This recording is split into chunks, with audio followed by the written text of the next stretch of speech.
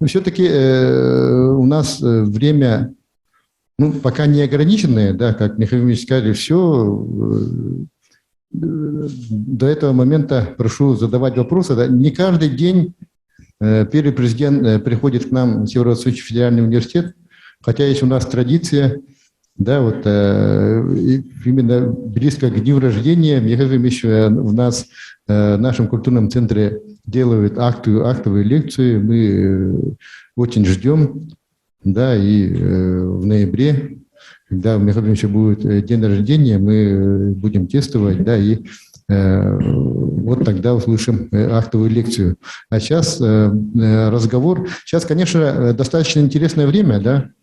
Все-таки не без этого. Конечно, после 24 февраля страна достаточно изменилась. Изменились, ну, ценности я не скажу, но изменились отношения к нашей стране.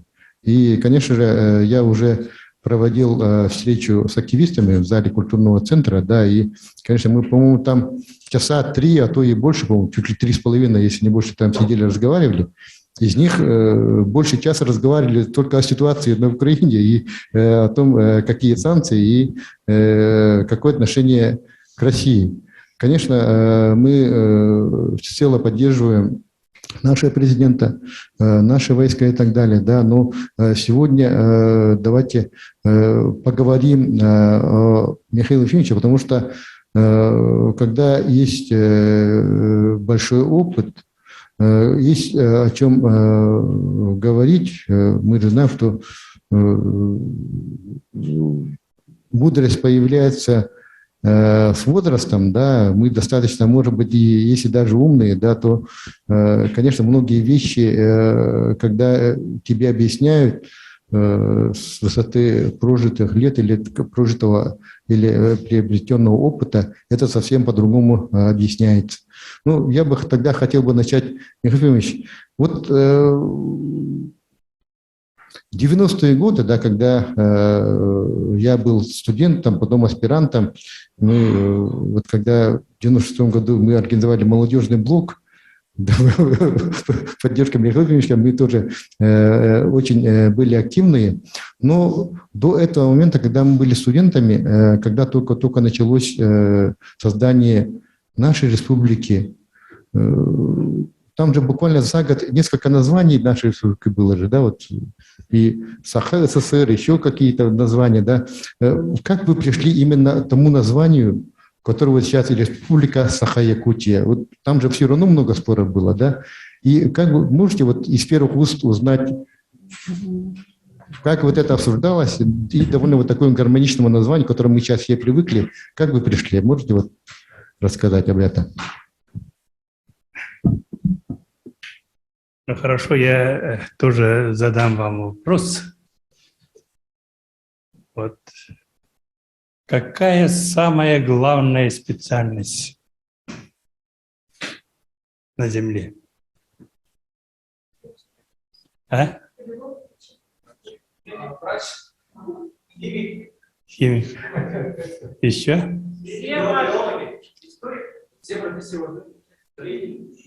Ну, вы правы. Самое главное – это учитель. Учитель. Сегодня как раз день рождения народного учителя СССР Михаила Андреевича Алексеева. Давайте его светлую память отметим вставанием.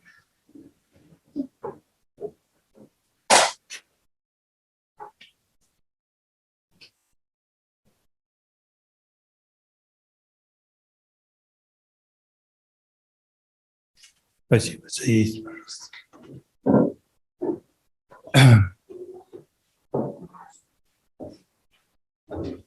В связи с этим я хотел бы несколько слов сказать. Нет. Ага. Несколько слов сказать, поскольку кузницей кадров учительского является наш федеральный университет.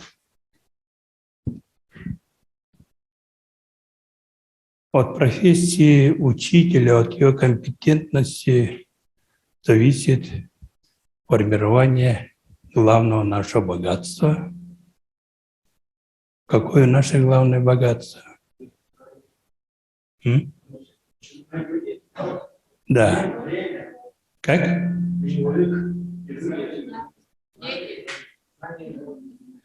Да. Это развитие человеческого ресурса, его потенциала. Так ведь? Это наше самое главное богатство. Вот часто спрашивают, вы каким хотите видеть республику?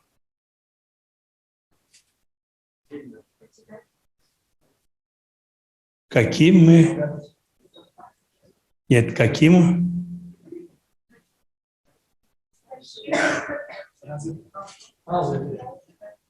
Нет, ну развито это. Именно развит с точки зрения развития человеческих ресурсов. Как вы будете? Да?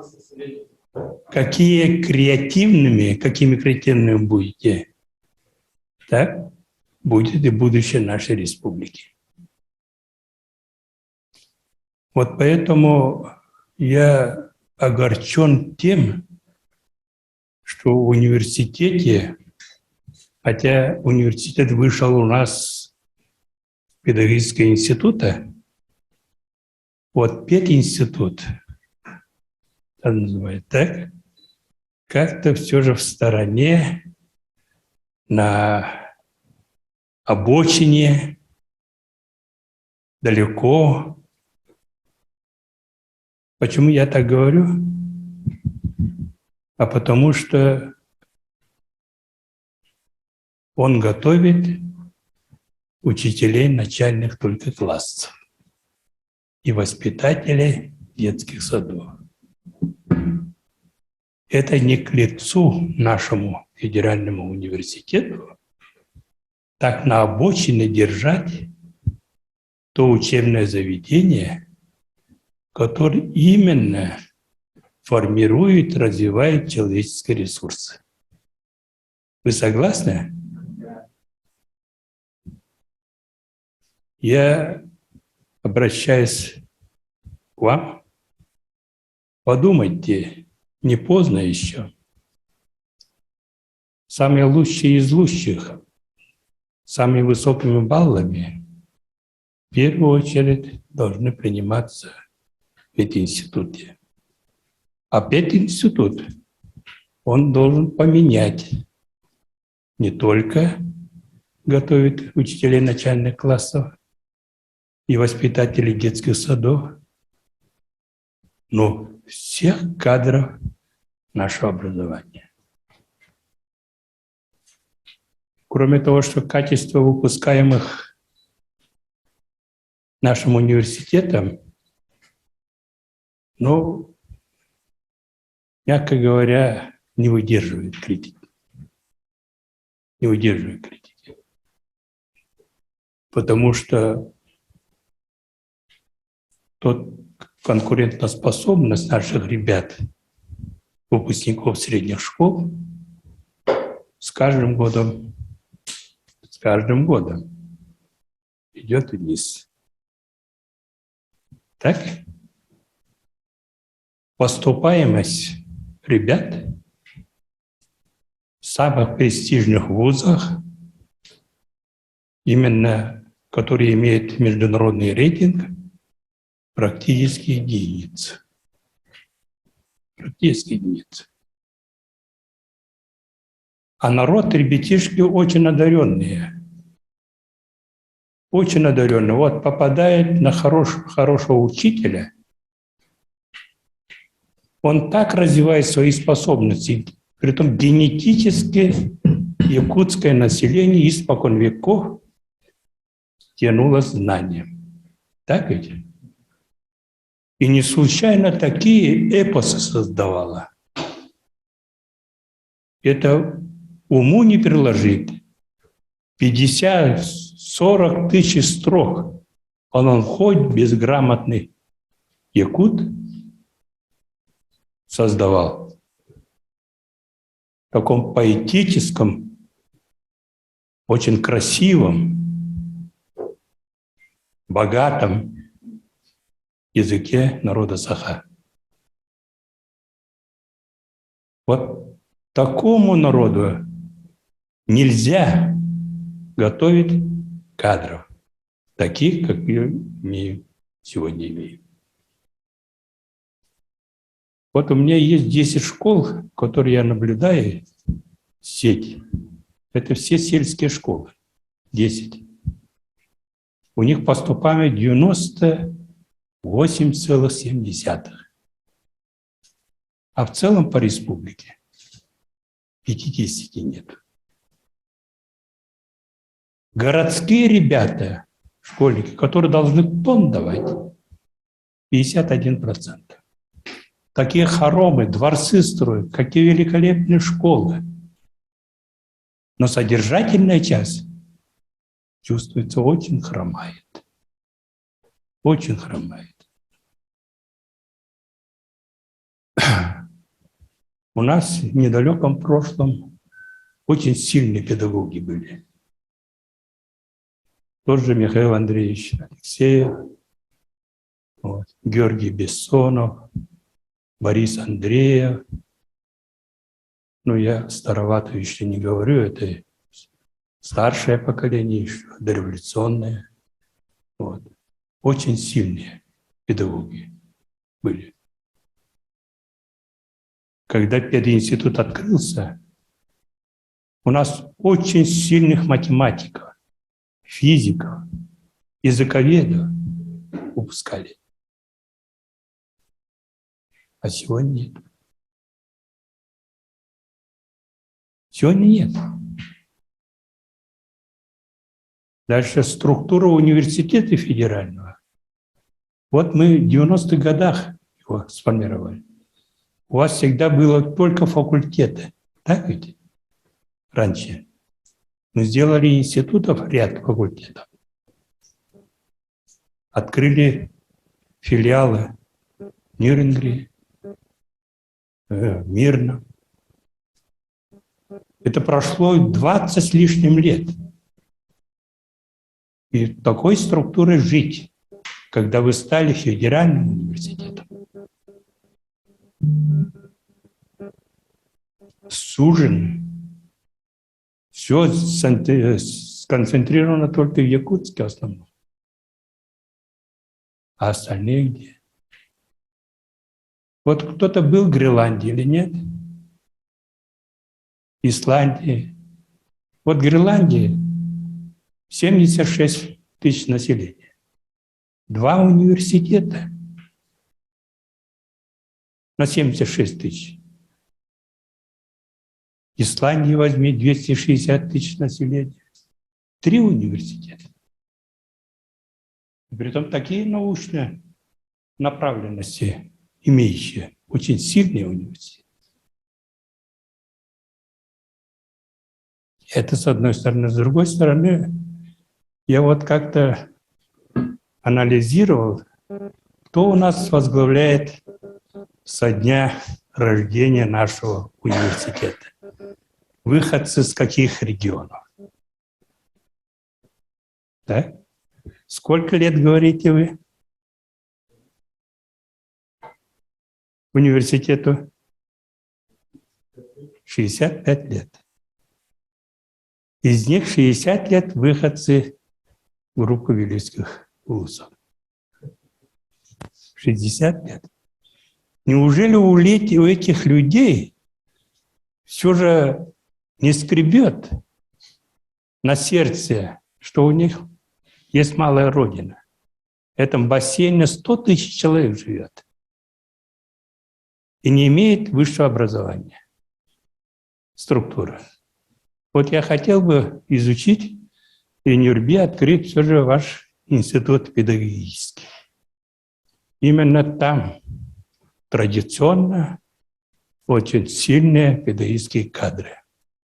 Именно там у нас будь Бессонов, реформатор в биологическом направлении, Борис Андреев, учитель гетской школы, тоже реформатор в биологическом направлении, Михаил Андреевич, вот, в физико-математическом направлении реформатор и так далее.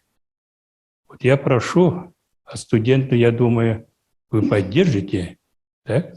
Все же большого, тем более экономически Нюрба сегодня готова во всех отношениях. Во всех отношениях. Так? Открыть, принять себе именно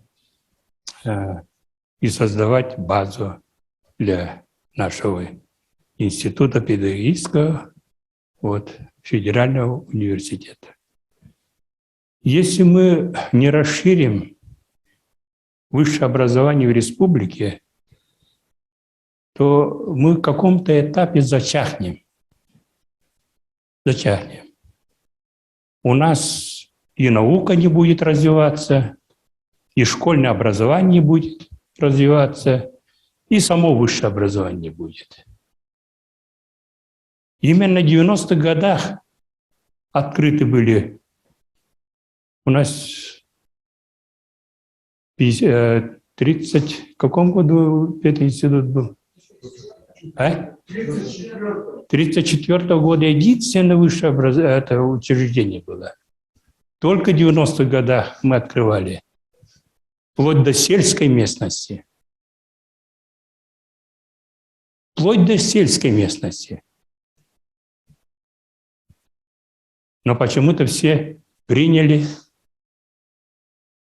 потому что убеждение, убедительность, аргументированность, напорность вот решает все.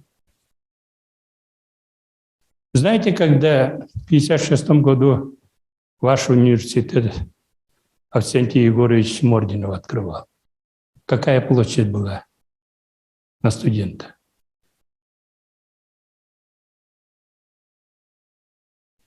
1 квадратный метр был. Одно здание было. Маленькое деревянное. На базе этого. А потом вот главный корпус здесь построен. Пошло и пошло, пошло. Пройдет 10-20 лет, а это миг. Именно второе дыхание получит высшее образование нашей республики. Без структурного преобразования, без расширения нереально. Вот вы возьмите, столько баз, столько, понимаете, построено. Еще хотят строить какую-то долину, еще так ведь Ломоносовскую строят, тому прочее.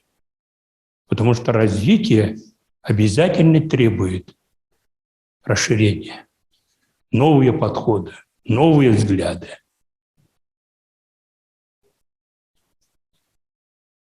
Это первое.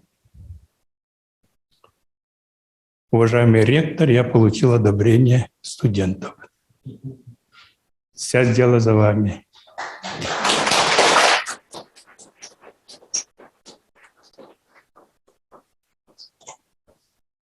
Вторая главная специальность какая? А? Как?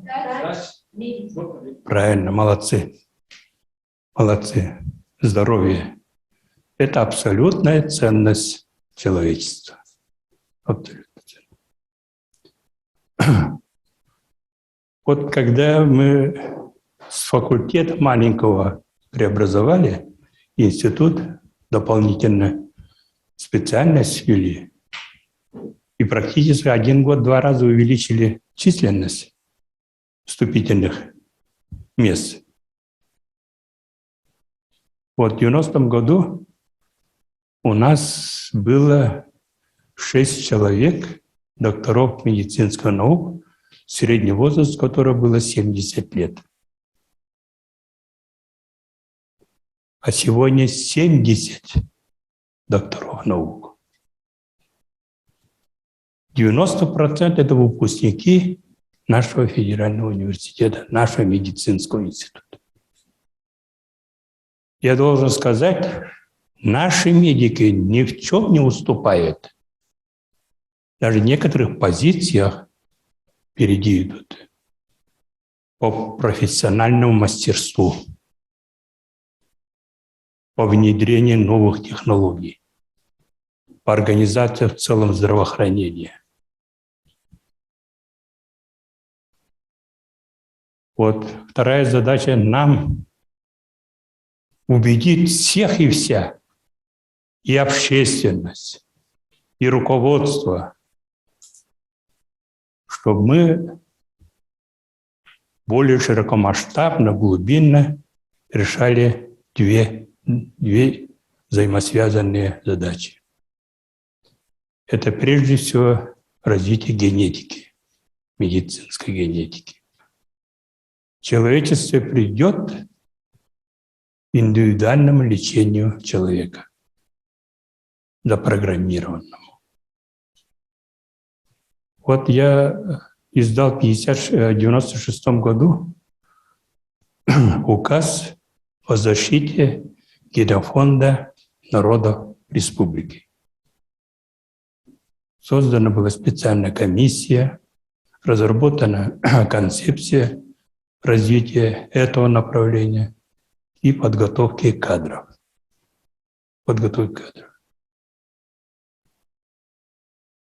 Я горжусь и радуюсь результатам работы наших генетиков. В России многие завидуют в этом направлении якутских медиков, генетиков. Само признание российской медицинской наукой якутских генетиков – это высшее признание. Так ведь? Все корифеи российские признали, что в Якутии растет плеяда генетиков, целеустремленно решает труднейшие вопросы. Что нам необходимо сегодня решать? Это прежде всего создать генный банк, чтобы каждый житель республики, его гены были заложены в этом банке. Тогда в будущем лечении очень серьезная помощь будет оказана, потому что медики уже будут знать склонности этого организма этого человека, к каким заболеваниям и как надо лечить. Сегодня худо-бедно 40 тысяч только генов у нас заложено. Это исключительно мало. Вот. Маленькая страна, я был, наверное, лет 10 тому назад в Финляндии, 5 миллионов человек в генном банке каждого финна лежит. И второе направление, связано с ним, развитие медицинского интеллекта. Так? Вот я вчера был, ребятами беседовал, смотрел. Великолепно, но только по одному органу, по сердцу только. А мы должны, наш интеллект искусственный работал по всем болезням. А для этого тоже нужен банк. Вот тогда наша медицина вообще передовых, именно мировых уровнях выйдет. Вы, наверное, слышали, знаете, довольно бедная страна Куба. А какая сильнейшая медицина. Это благодаря человеку, Фидель Кастро, который поставил после революции задачу и огромные средства вложил. Именно человек, думающий о своем народе. Без медицины невозможно сохранить и продолжительность жизни, и эффективное лечение. Вот я два направления вот перед федеральным университетом попросил бы еще раз внимательно посмотреть так. Кое-где и коррективы, расстановки кадров и так далее. Я еще раз говорю, основа заложена. Фундамент есть, но ее только выше поднять. Выше поднять. А для этого, конечно, определенные средства. Вы очень много средств, которые получаете, неэффективно используете. Я один пример приведу. Вы в свое время инновационным университетом были. Так ведь? А? Так? Да, было такое, но... Да, инновационным. И получили все же большие деньги. Я помню, вы дали огромную сумму Нижнеленской, алмазодобывающей компании. Купили там техники. Для чего? Что, они бедные, что ли? Они сами не могут, что ли? Вот это только один пример. Поэтому все же финансовые ресурсы надо в таких направлениях, даже до некоторой степени ущемляя другие, надо давать, чтобы мы быстро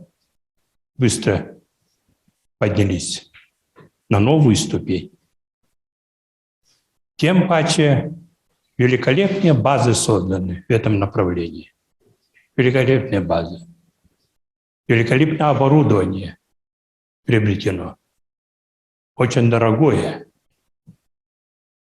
Надо использовать. У нас в медицинском центре какое-то отделение или факультет расположено или нет? Нет, почти во всех учреждениях, есть, да, почти во всех учреждениях там есть, да, уже и наше оборудование, да, и классы для того, чтобы... После второго курса, со второго курса почти многие занятия там проходят в больнице. Третья технология, конечно, третье направление, очень серьезно взяться. Тоже у вас есть база, начало, это подготовка современных айтишных кадров. Вот смотрите, айтишников сейчас освобождают от налогов, льготные кредиты дают, так? Увеличивают численность в вузах этого специальности. Вы знаете, все условия создают, что мы ускоренными темпами. Благо у нас есть основа, тоже опять-таки 90-е годы заложенные. Эти ребята, ушницкие, томские и так далее, 90-е годы, они начали копошиться. А сейчас, он видите, какие. Кто айтишник, поднимите-ка руки. Один, два, три. Это мало. Айтишники не только схемы, не только проекты делают.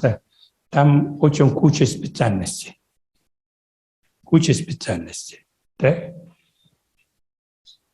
Начиная от дизайна, оформления, музыкального оформления. Много специальностей нужны. Вот. Вы пользуетесь карточкой жителя республики? А кто это сделал?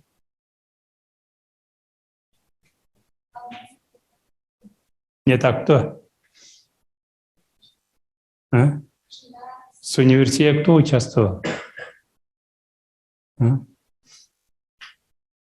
Почему? Я ребятами, которые это делали, это проект, встречался в Москве. Но в основном москвичи живут. Почему мы хуже, что ли, айтишники?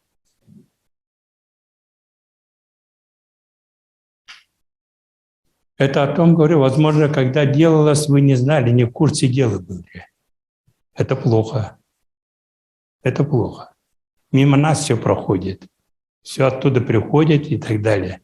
и принимают участие или продают свою продукцию. Я еще раз говорю, якутская айтишника очень сильные, так? Но пока они сидят на услугах, игры делают и так далее, там такси управляет и так далее, так? Это мало.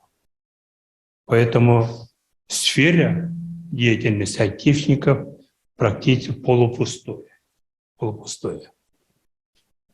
Есть где развернуться. Четвертое пожелание. Вот у нас великолепный строительный материал. Как называется? А? Это еще?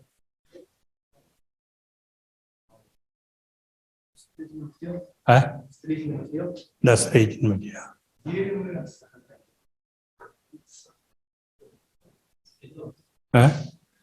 А базальт-то куда дели? А? Вот я в Чувашии был, смотрел, как они занимаются базальтом. Они уже железо заменяют, так, арматуре. Базальтовые арматуры делают. Не только утеплитель, а уже как каркасные, заменяющие железо. Кто-нибудь был в Чувашии вообще когда-нибудь? Нет, да? Вот вы, когда выезжаете, наверное, на каких-то соревнованиях, каких-то форумах, олимпиадах и так далее. Но надо так делать, объединяя лучшее, что есть в России, быть первым. А для этого надо знать, ездить, смотреть, знакомиться, контакты устанавливать. Это богатство же человека. Чем больше людьми знаешь, контактируешь, объясняешься, разговариваешь, обмениваешься. Вот это и есть развитие. Новое развитие, это информацию получаешь, точка производства, и уже наглядно смотришь, обмениваешься. Кто-то у нас в университете занимается базальтом, проблемой базальта. Ну, в целом, строительным материалом инженерно-технический институт занимается, и не только Ну, с базальтом, конкретно базальтом. А? Что делает с базальта?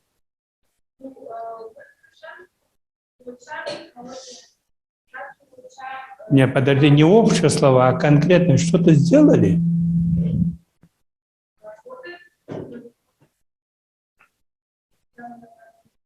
Ну, а какую задачу ставите? И когда срок исполнения?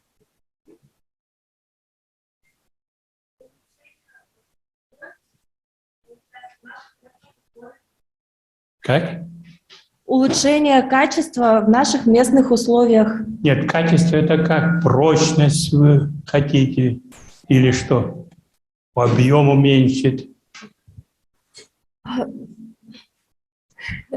Изоляционные свойства. Ну, вообще, в принципе, наша кафедра, она занимается тем, чтобы улучшить местное строительство с использованием местных строительных материалов в целом. Поэтому мы с различных сторон подходим к разработке строительных материалов. Спасибо. А сколько республика базальта производит? Я ответить на ваш вопрос. А сколько применяет с учетом завоза?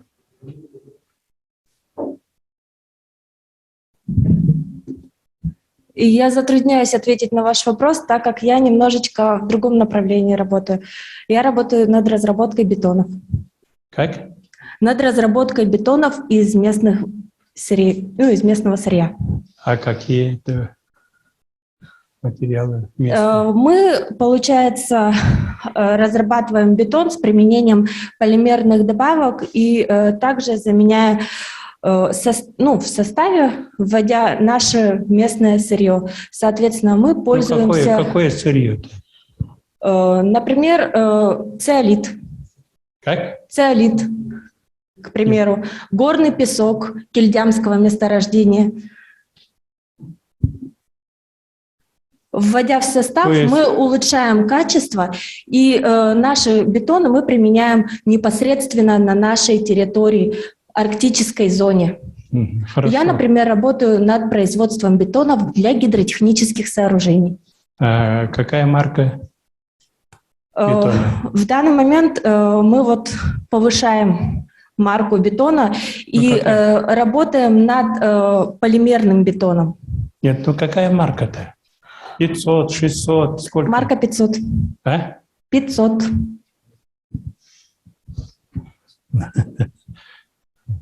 Да. Хорошо.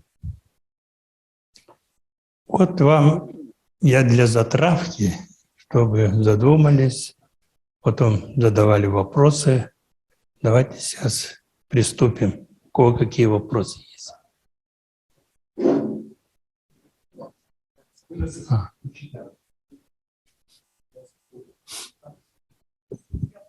Здравствуйте. Меня зовут Дягилев Максим, я студент первого курса Института естественных наук. Он учился,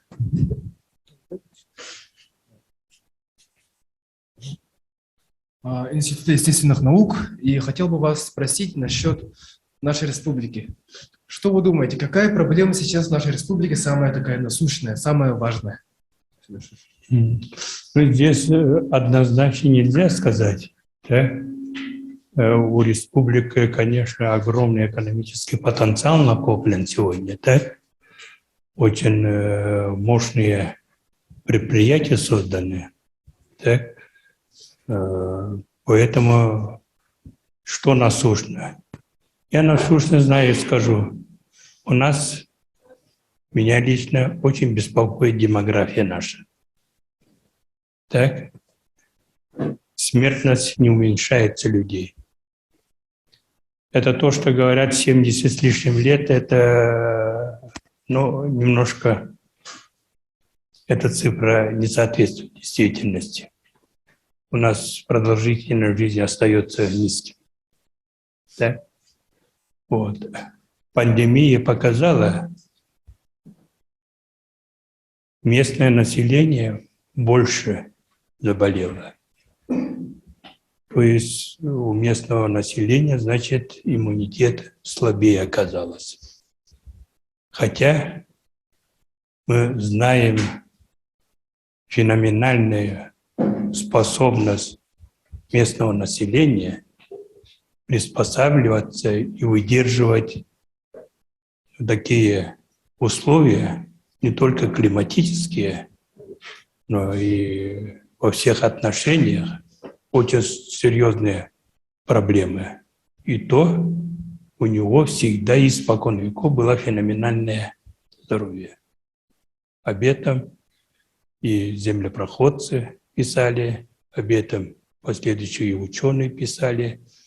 Вот послевоенное поколение, чувствуется, теряет уже эту феноменальную способность свою. Слышу.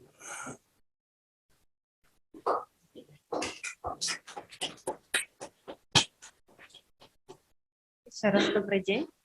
Меня зовут Кацурба Мария Васильевна. Я являюсь председателем Совета аспирантов Северо-Восточного федерального университета. Ну, для начала хотелось бы поблагодарить нашего ректора за возможность сказать свое мнение.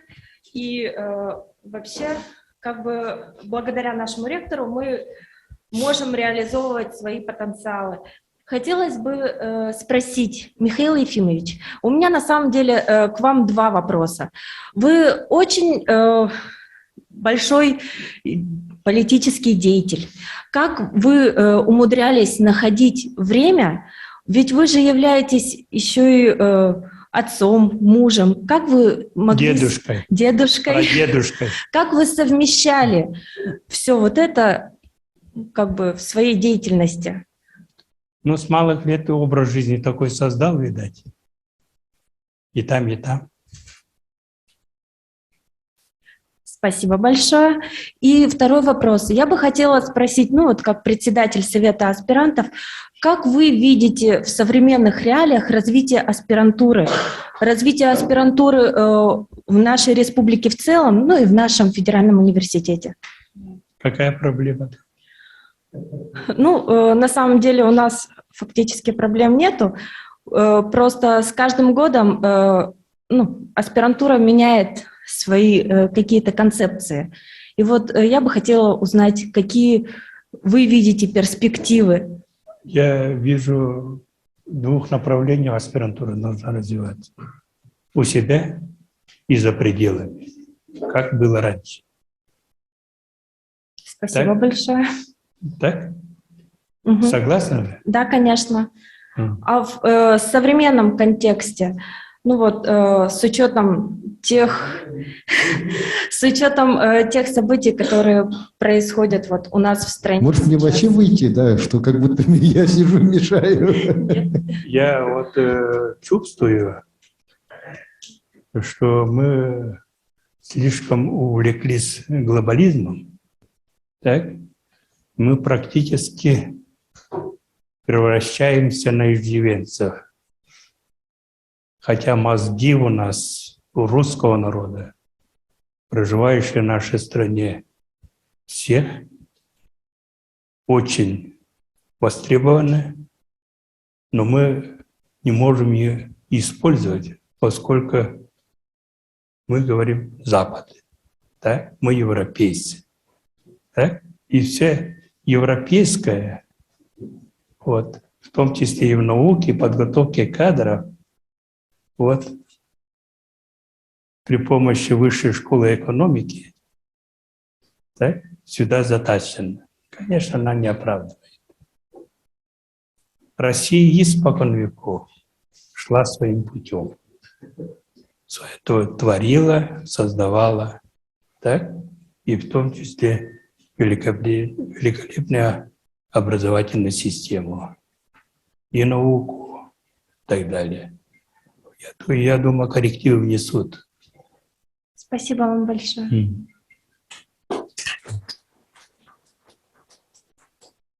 Итак, Бастаулах Михаил Ефимович, добрый день. Я студент колледжа инфраструктурных технологий Сидоров Владимир Владимирович, первый курс, специальность программист. У меня вопрос такой. Вы такой лидер 90-х годов, и сейчас еще лидер. И как вам удавалось сплотить якутский народ сейчас, потому что якутский народ такой, и это показало, что Единая Россия проиграла на выборах, и КПРФ выиграл. И еще второй вопрос. Как вы думаете, когда построят мост через реку Лена? И третий вопрос хотел задать Анатолию Николаевичу, а так-то Халаде. Все.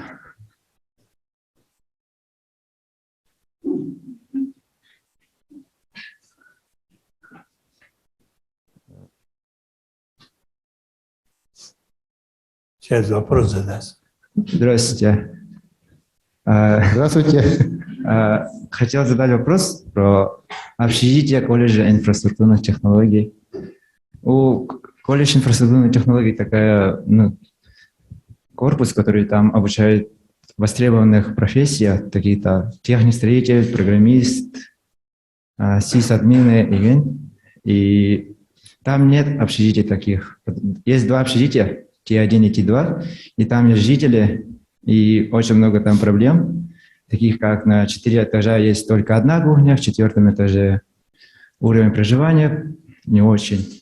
И там есть сами жители, которые мешают студентам полноценно жить, которые вызывают полицию и так далее. Это, чтобы я в присутствии первого президента ответил честно, да? Не, эту проблему я знаю, да, эта проблема еще тянется с 90-х годов. Да, вот когда, ну, много раз, я вот и на прошлой встрече тоже одни из представителей, не Староскита, тоже вот эту проблему назвала. Там проблема вот в чем. В 90-е годы просто когда была безумная приватизация комнат и так далее, жители, которые, ну, сотрудники, которые там в то время жили, и самое главное, те общежития были еще не университетские, там были еще училища тогда было, до ГПТО-14 тогда еще было там. Да это было еще до образования ЕГИТИ. Да, они просто там взяли и прописались на постоянной основе, и потом еще и приватизировали. И сейчас мы не можем их оттуда выселить. Да, и получается, и самое главное, мы хотим решить этот вопрос таким образом, чтобы там же 2 общежития, да, сделать хотя бы одно из них чисто студенческим. Хотим выселить отсюда, переселить туда. Они не хотят. А некоторыми мы судимся, некоторые даже не платят свою зарплату, долг тянется сотнями тысяч, не оплачивают. Мы не можем их отрезать и так далее. Да, это просто неправомочно. Да, но я очень надеюсь, что когда мы тут начнем строить новый кампус, я вообще хочу КИТ перенести вот сюда, в этот корпус. Да, и КФЕН, и КТФ сделать кластером инженерным, и IT-кластером тут. И медицинский, естественный кластер там, еще педагогов я туда хочу перенести, потому что, вот Михаил Ильич правильно говорит, что мы должны готовить педагогов-предметников в одном месте, вместе с основными педагогами. Они вот 2-я, 3-я очередь там должна стоять рядом, и вот предметики и пединститут, если все вместе будут, да, то качество подготовки педагогов должно вырасти.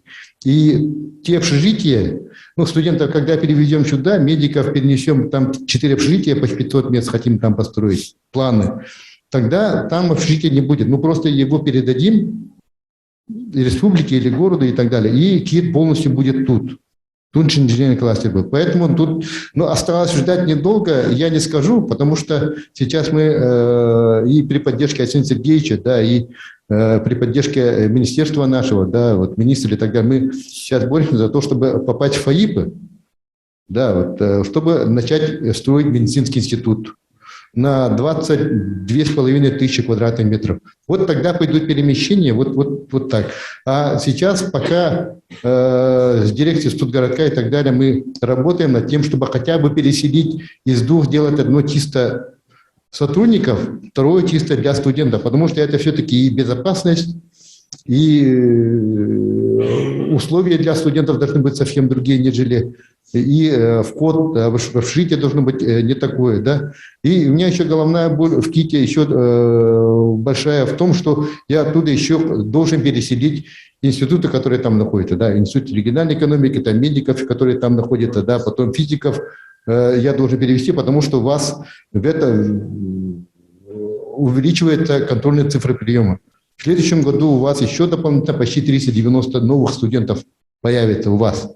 Именно большинство из них по IT-направлению, чуть-чуть по строительным и по инженерным направлениям.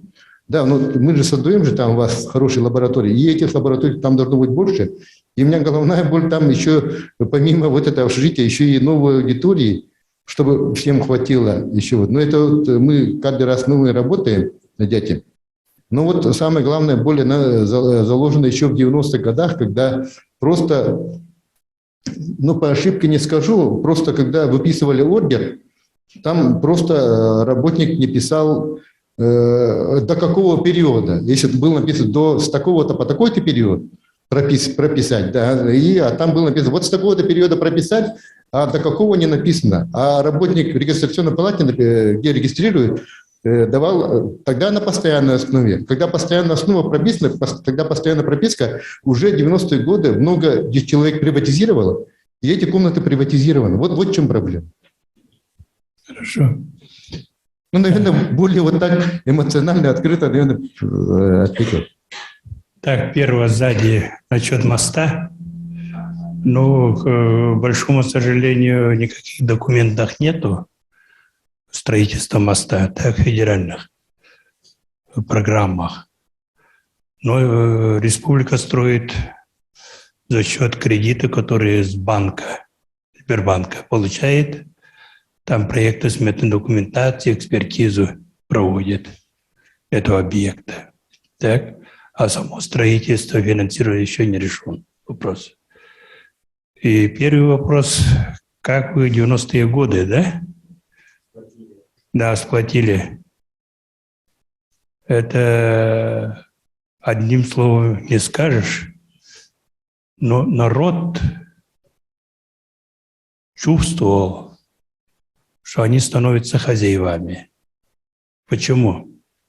А потому что вся собственность перешла в руки республики. Все горнообогатительные комбинаты, все. Мы подписали с правительством России соглашение о разграничении собственности, по которому перешло все, кроме воинских частей, расположенных на территории республики, и по трем таким небольшим. Так, там технадзор был единый, так. Геология перешла, пароходство перешло, весь транспорт, собственность республики было. Это первый могучий фактор сплочения населения, что от их ума, таланта, способности сегодня зависит республика. Как будем управлять, как будем трудиться, мы свое благополучие будем создавать. Так, мы, кроме того, получали уже законно свою долю от добытых алмазов, золота. Так? Это тоже помогло, это тоже народ. До сегодняшнего дня 8 районов получают дивиденды, и довольно приличные дивиденды от добычи алмазов, от реализации алмазов. Так, дальше второе. У нас возрождалась самобытная культура народа Саха. Так? Мы создали новые структуры, вот, балетный колледж, цирк, высшую школу музыки, так, тот самый артистический университет, институт культуры и так далее. Вот все это мы сами думали, решали, потом принимали решения. Народ все это видел. Народ хозяином. Вот когда народ чувствует хозяином, тогда именно вот как кулак. А когда как наемный работник или квартирант, то у него психология совсем другая. Так ведь? Вот. Но здорово помогло, конечно, элита университета. Тогда могучие люди были. Авсентий Егорович Мординов, Георгий Прокопьевич Башарин, так? Чуть раньше Иван Михайлович Романов, Ариан Ильич Кузьмин и так далее, там Михаил Михайлович Федоров. Эта когорта очень помогала в целом и руководству республики, и народу. Поэтому я старался стоять на плечах наших гигантов прошлых лет, будь это Исафрон Цыранов, будь это Мазер Базыков, будь это Илья Шадрин и другие князья, которые ставили прежде всего практически 350 лет тому назад о право развития, о право самоуправления народа Саха и так далее. Ну а потом атрибуты появились, республика начали. Так? Мне рассказывали в 20-х годах по примеру Татарстана, Башкирстана, наши товарищи, основатели Сахастан хотели назвать. Это звучало как-то, чувствуется неудобно, так? Неудобно, поэтому от этой идеи отказались. Ну вот, мы прямо Республика Саха. Но поскольку все же 400 лет прошло вместе с русским народом, и в обороте они в свое время ввели слово Якутия, она до поры до времени будет, но со временем, когда привыкнет и Россия, и мировая общественность будет Республика Саха. И все. Потому что этот народ дал имя своей республике, свое имя.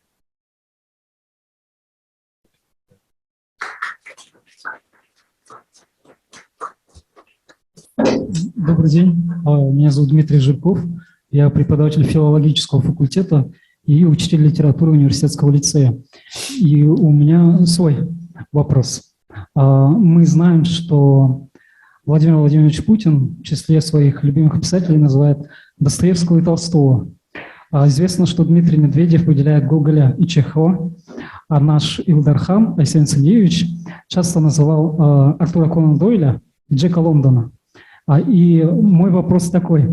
Мы, конечно, все знаем, что книга формирует человека. Это те ценности, которые мы оттуда черпаем. И меня вот лично интересует, какие ваши любимые писатели. И, Анатолий Николаевич, если можно, то этот же вопрос вам тоже адресовать. Спасибо. И всех, конечно, Гоголь и Чехов. Так? Они более доступны. Так? А Достоевского все же трудно читаемые. Так ведь? Так. Ну, а историков я бы дал Николаю Михайловичу Карамзину. Это великий человек. Надо же ведь всю историю русского государства изучил сам лично. И сам лично написал. Не случайно 18-летний Алексей Алексеевич Кулаковский, когда заканчивал духовную семинарию, он авторитетно написал, знаете, имеет ли право русский гордиться своим именем? И дал положительную оценку. Да, имеет право. И аргументировал. Русский народ очень мужественный народ. Очень патриотичный, преданный своей земле.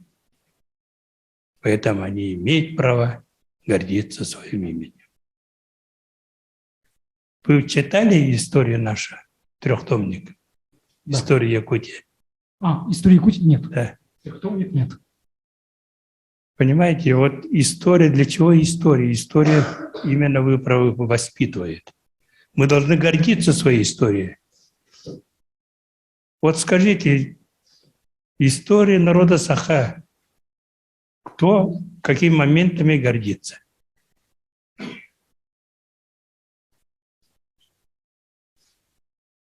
Ну, это политические деятели раз, так? Так? Еще? А?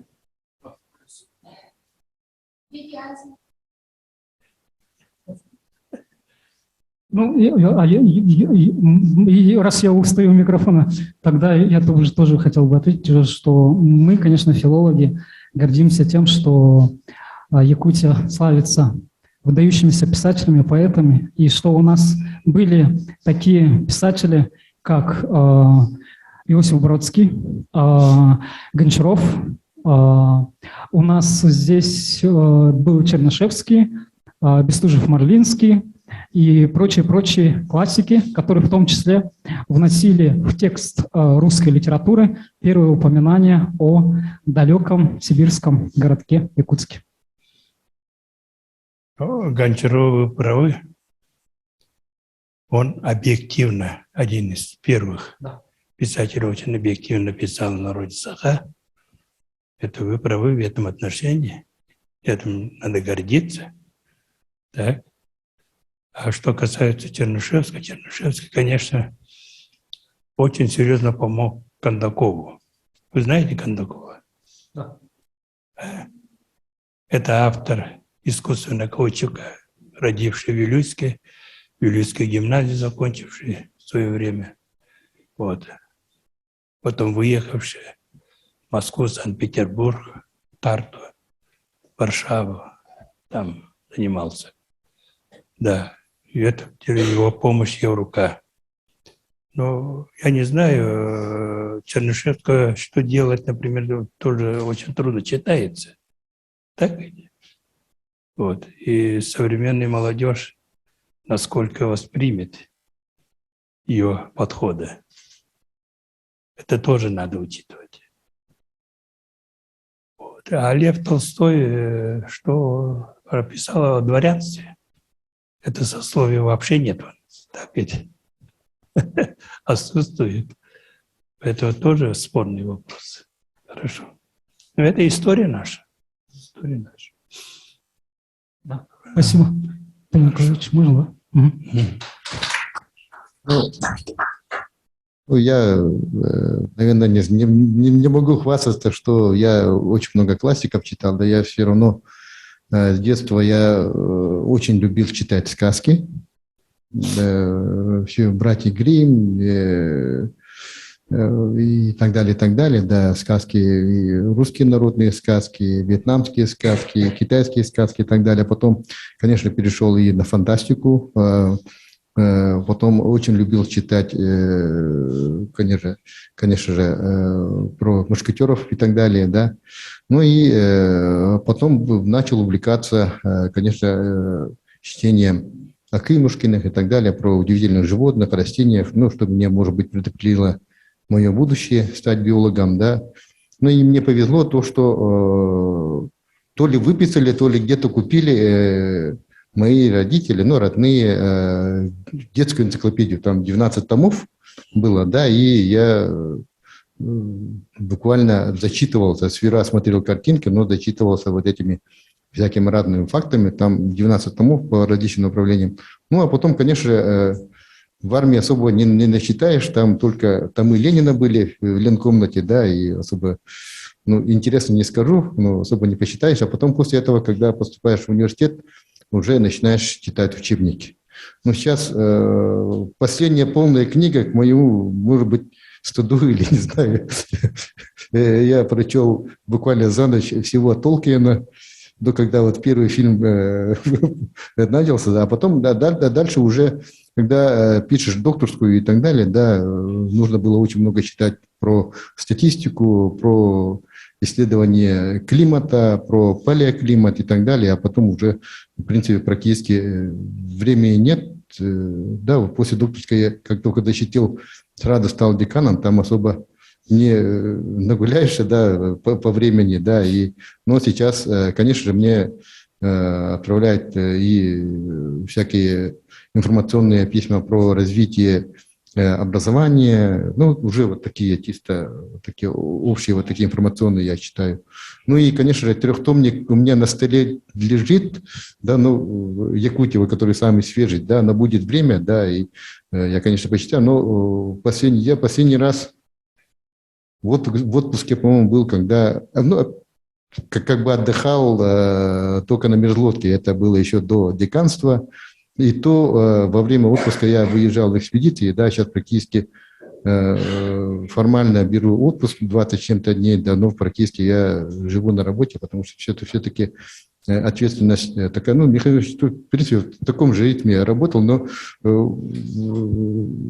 моему сожалению, я не Михаил Ильич, да, который очень много читает, да, и сейчас мне приходится зачитываться именно новыми тенденциями развития образования, что же делать, да, потому что очень много течений, да, и самое главное, мне нельзя ошибаться у руководства федерального университета, да, если я поведу свой университет не в то русло, да, и не в том направлении, то мы окажемся обочиной вообще в целом развития высшего образования. Поэтому мы должны быть и в цифре развиваться, и по молодежному движению развиваться, да, и знать, какие новые направления в науке, да, чтобы вовремя успеть поддержать молодых наших сотрудников, ученых, да, чтобы им делать поддержку, да, или, например, новые тенденции развития в целом трека, ну, как называю, новое слово трека образования, да.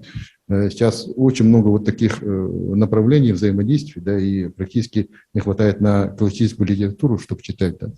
А так, конечно, очень много беру из интернета, что меня не украшает. потому что в интернете все равно, если даже интернет интернетом, да, то там все равно нужно знать, где достоверная информация, где недостоверная информация. Сейчас очень много читаю про историю русского государства, российского государства, ну, как он создавалось, да, как вообще было в европейской части, это на территории Украины, что было, как все это менялось. Сейчас достаточно много стараюсь читать про Великую Отечественную войну, потому что как наши деды, прадеды воевали, это тоже отдельная история, да, потому что сейчас очень много точек зрения непонятных появляется, да, но если ты не знаешь сути вот этого вопроса, то как я смогу с вами разговаривать, со студентами, убеждать их в правоте нашего народа? Ну, вот практически вот в этом направлении. Спасибо. Тегінен бастаулақ Михайлович, бастаулақ Антон Михайлович. Мен инженерно-технический институт курсовер нәрсті болау. Бәм Объединенный студенческий совет общежитий ден организация активисті болау. Мен вопросым ден маннык. Қандық хатисалақ болықтағы лидер жаннар оғыларын ду докторын составын мынны істер гыналақ.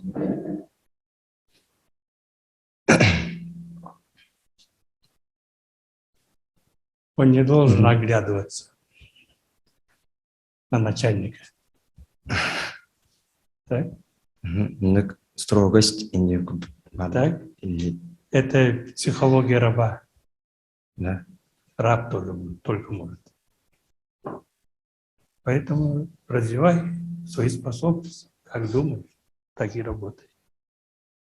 Вот это будет. Вот мы очень слабо обращаемся к словам дух, душа, духовность. Так? Это основной регулятор внутреннего человека. Так ведь? Воспитывающий волю, характер. А если этого нет, никаком лидерстве, никаком работы в коллективе и так далее не получится. Не получится. Следующее, как интересным должен быть. У тебя что-то должен быть. Или хороший певец, или хороший танцор, или хороший музыкант. Так? Как человек. Так? Это тоже привлекает лидера компании и так далее. Он не только начальник, он, оказывается, человек. Так ведь? Вот воспитывай себя. Не надейся ни на кого. Так? Возможно, наше время такое было, что мы в годы войны уже, так, послевоенные и так далее. Надежды не было. Только на себя. И мы, по всей видимости, я сравниваю сегодня с своими внуками, правнуками, они позже и приобретают характер и так далее, самостоятельность. Так? А мы практически дети-то улицы были. Улицы воспитаны, улицы. Сами добывали. Вот представь себе, я с 2 лет в интернате, потом в студенческом общежитии. И вся жизнь самостоятельно.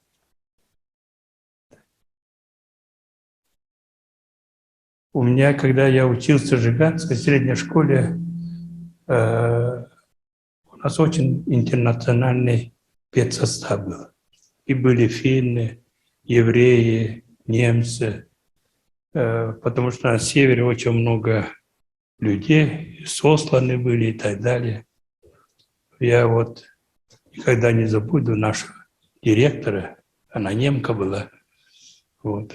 Она вроде с виду строгая, но такая душевная. Каждое лето нам давала работу. И тихоря сберкнижка открывал на нас, учащихся. Так? И сказала, у вас никого нет, вы сами на себя надеетесь. Вот так постепенно, вот. И я вот Когда недавно один человек говорил, формирование нации идет в стадионах и театрах, я вообще... Что это? Читали или нет это? Как не читать? Вот преподносят. Оказывается, мы как нация должны формироваться в стадионах и театрах. И никто в комментариях не говорит, хотя многие читали. Так разве можно? Поэтому я тебе напутствую, надейся на собственные силы. А для этого развивай свою внутреннюю силу, свой характер, волю.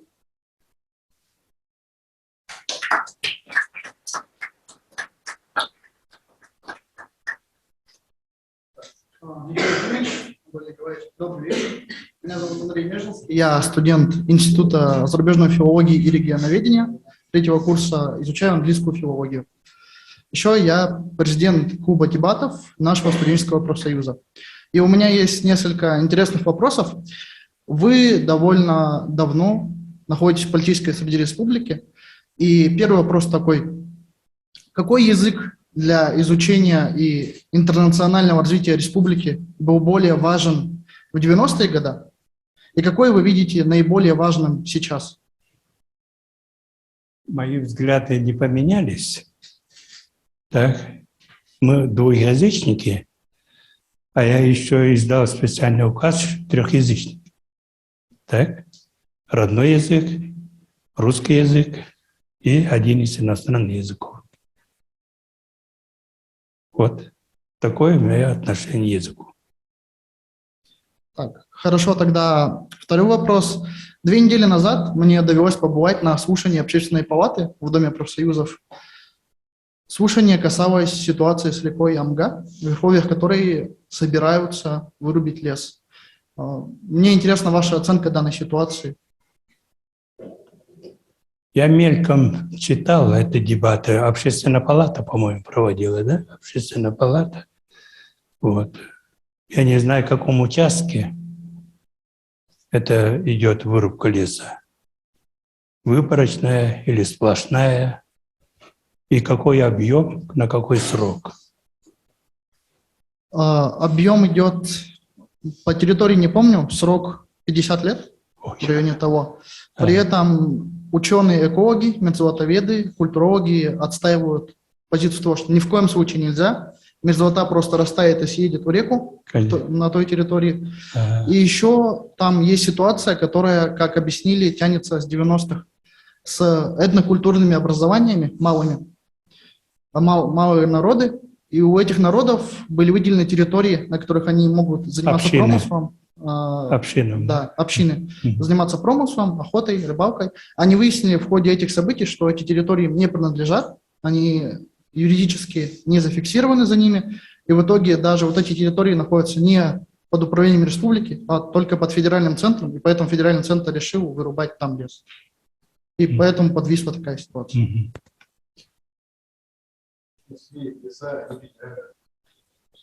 Здесь, конечно, роль общественности очень велика. Так? Вот когда проблема была с Вилюем, специальный комитет, общественный комитет по защите Вилюя был. Они очень серьезно работали. И многие моменты, конечно, они предотвратили. Поэтому надо общественность грамотно работать в этом направлении. А кто заготавливает?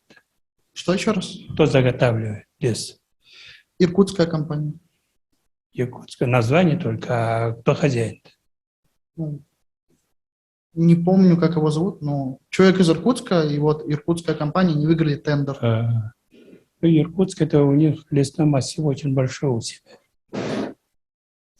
Хорошо, этот вопрос, по-моему, дискутируется, я думаю, примут решение правильное. Хорошо, благодарю.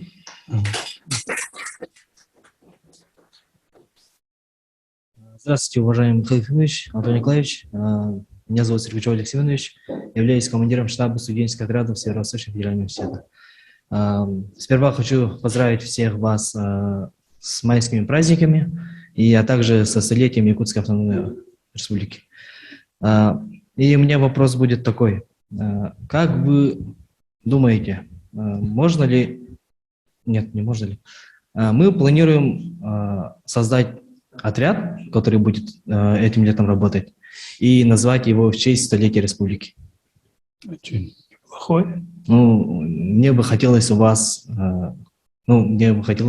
слышать ваше мнение. Я говорю, неплохое. Спасибо. Да.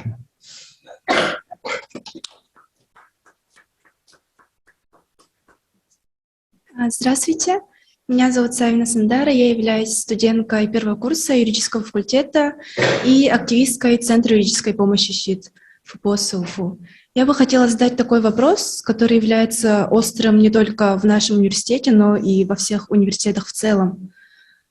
Что делать, если преподаватели нарушают права студентов? Я, как активист Центра юридической помощи, считаю, что этот вопрос является довольно-таки острым, потому что множество студентов обращаются к нам именно с этим вопросом, но не могут его решить, так как боятся испортить отношения с преподавателем, который будет, например, принимать у них курсовые работы, ВКР и так далее. Можно ли этот вопрос как-нибудь решить? Можно мирным путем общий язык найти. Просто поговорить? Примени свои способности дипломатии. Значит, можно мирно решай. просто попытаться договориться с этим преподавателем. Можно я отвечу? Вот очень много... Ну, наверное, это вопрос question мне, да, я... Будучи деканом, я много раз встречался по этим вопросам, потому что директора декана, они находятся на переднем крае, да, и заместителя по воспитательной работе, ну вот как раз Светлана Юрьевна долгое время была заместителем по воспитательной, тоже по этим вопросам много раз мы работали. Самое главное тут не то, что там преподаватель придирается, а Михаил Ильич правильно говорит, нужно найти общий язык. Потому что взаимоуважение, вот я как только стал руководителем, да, я сказал, что мы должны быть как большая семья, мы должны уважать друг друга. Потому что бывает, если, например, там бывает две правды всегда в любом конфликте. Студенты говорят, вот они придираются, а преподаватель говорит, вот они ничего не знают. Да, и у меня даже были разговоры с родителями. Родители приходят, говорят, вот, говорит, мне мой ребенок говорит, что преподаватель придирается и не хочет ставить зачет или экзамен. Ну, я говорю, ну давайте, хорошо, тогда еще были эти журналы. Давайте принесем журнал, я декан, сижу, вот журнал приходит, и там, видим по журналу, человек вообще посетил 2 занятия в сентябре и до Нового года вообще не ходил. И потом говорит, что преподаватель придирается. Да, ну, извините, говорю, а этот родитель завуч. Я говорю, извините, если, например, ученик какого-то класса в сентябре посетил 2 дня, а потом не ходил, вы как ему поставили бы оценку к Новому году, к полугодию? Ну, я подумал, ну, извините, ну, вы сейчас призму как своего ребенка отбросьте и реально скажите, я говорю, я не принял. Ну, вот, говорю, давайте тогда, ну, ладно, я говорю, дам шанс, преподавателям надо отработать, пока все лабораторные не сделают, и вот не допустят. Да? Как-то вот так решили этот вопрос. Это первый раз. Но был момент, когда реально преподаватель не придирался, но мне поступила жалоба, что преподаватель пришел и читает книгу вместо лекции. Я сразу сказал, вот такой преподаватель убрать. Он почасовик. Мы, федеральный университет, преподаватели должны рассказывать и давать знания, а не читать, отрабатывать часы, читая книгу. Ну, по предмету. Один просто вместо своего предмета рассказывал про свою жизнь. Я сказал, извините. Он говорит, нет, у меня воспитательная часть, я их учу жизни. Извините, это можно факультативно учить, а так нельзя. Вот со стороны преподавателя я тоже им укор сделал, Некоторых уволил, некоторых просто на 0,5 отправил, да, вот отправил больше работать, наукой заниматься. Но был другой момент, который я вообще в жизни ни разу вот такого не получал. Ко мне заходит уже до 1 октября же там пересдача же у нас идет, да, уже 1-10 октября ко мне заходит там человек 8 моих студентов, химиков, и говорят, мы биохимию не можем сдать. Мне говорят, ну, Зина Степановна тогда еще была. Зина Степановна, вот, ее нету, что ли? Уже целый месяц прошел, не может договориться. Ну, есть же, говорит, ну, она же ходит на работу. Мы ее не можем найти. Ну, как, она же приходит, есть же большая перемена, да, пошли, договорились. А вот вдруг один заявляет, а в это время я иду кушать. Что, я голодный, что ли, должен ходить? Вот такого ответа, такого неуважения к своему преподавателю со стороны студентов я еще не видел. Поэтому тут надо найти общий язык преподавателя, потому что преподаватель все равно видит в любом студенте личность. Предвзятого отношения преподавателя к этому студенту нет. Потому что, ну, бывает, конечно, не в настроении пришел и так далее, да, но любой, если этот преподаватель хороший преподаватель, то он все равно, если даже студент не знает полностью предмет, если он увидит то, что студент хочет заниматься, желает заниматься и хочет получить знания, то он, любой преподаватель пойдет навстречу. Поэтому тут нужно не через кого-то решать вопрос. Вы пожаловались декану, декан пошел туда, а нужно уже своим отношением к своей учебе и так далее, нужно привлечь на себя внимание. У меня было вот такое то же самое по биохимии, Зина Степановна. Я читаю, много раз читаю, ну, я шел автоматом, да, хотел получить автоматом 5. Как я не отвечаю, я больше 8 баллов, это 4, не получаю. Чуть ли там все рассказываю, там задачи решаю, больше 8 баллов мне не ставят. А один парень был любимчик, да, чуть-чуть скажет, ему 9 баллов или 10 баллов. Я говорю, а потом говорит, да, молодец, говорю, 4 поставлю, говорю, нет, я говорю, приду на экзамен. А как, говорю, у меня все остальные 5, я приду на экзамен, буду сдавать. Да, потом после этого я уже как отвечаю, сразу 10 баллов получаю, и автоматом 5 получил. Ну вот, поэтому тут все равно какая-то оценка преподавателя по отношению к студентам всегда есть. Но нужно это не доводя до через кого-то решать. Если вы личность, то вы найдете общий язык с преподавателем. Это вот чисто мое. Ну, если, конечно, вы совсем вот тогда уже да. Не без этого. Хорошо, спасибо. Здравствуйте, Михаил Ефимович. Меня зовут Ким Виталий. Я студент 1-го курса исторического факультета. У меня вот такой вопрос. Приходилось ли вам встречаться с Александром Ивановичем Лебедем, и что вы можете о нем сказать? Кто? Александр Иванович Лебедь. Нет. Лебедь. Бывший покойный губернатор. Красноярский или Сахарский? Красноярский. Красноярский. Он во время наводнения Ленский в 2001 году он приезжал, мы встречались. Он рассказывал, как заключил Хасавюртовское соглашение, так, показывал этот документ. Вот. Где-то мы полдня были, общались. И второй вопрос.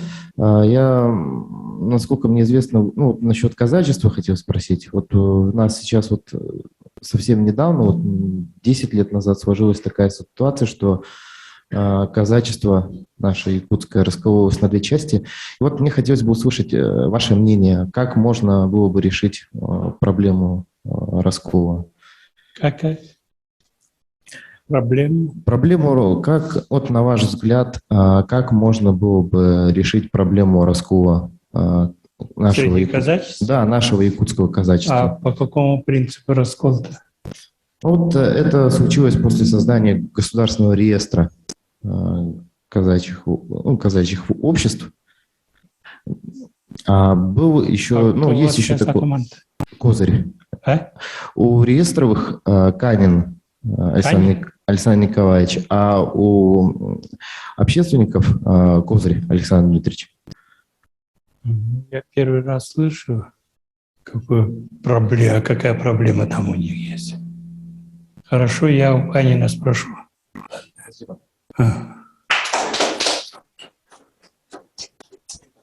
Михаил Ефимович, Анатолий Николаевич Тюринин. У меня такой вопрос, Михаил Ефимович.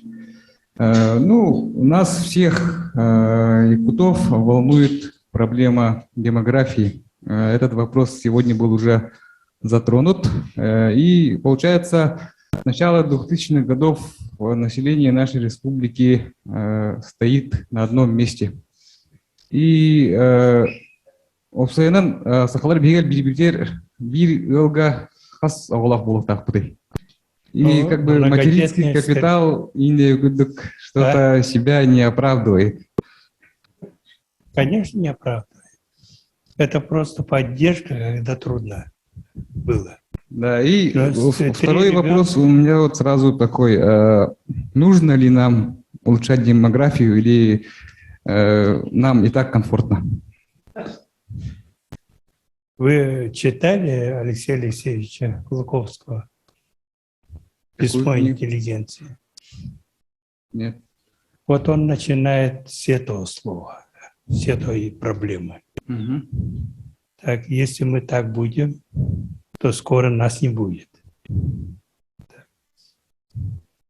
Вот поэтому все же мы должны следить за собой. Вот я помню, 90-е годы самые тяжелые. Перепись показала.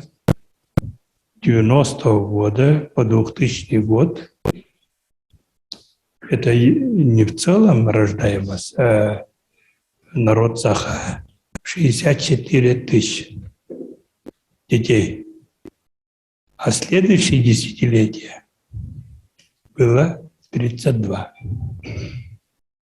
Вот смотрите, сегодня мы в школе посадили 154 тысячи ребят, а в 2000 году мы посадили 184. Вы соревнуетесь с Дальним Востоком. Говорит, о, мы локомотивы. Ну, Дальний Восток как заселялось, кто такие, вы знаете, так ведь? Да, знаю. Да. Поэтому для нас это не пример. Не надо этим кичиться. У них цели и другие. Да? Мотивы другие.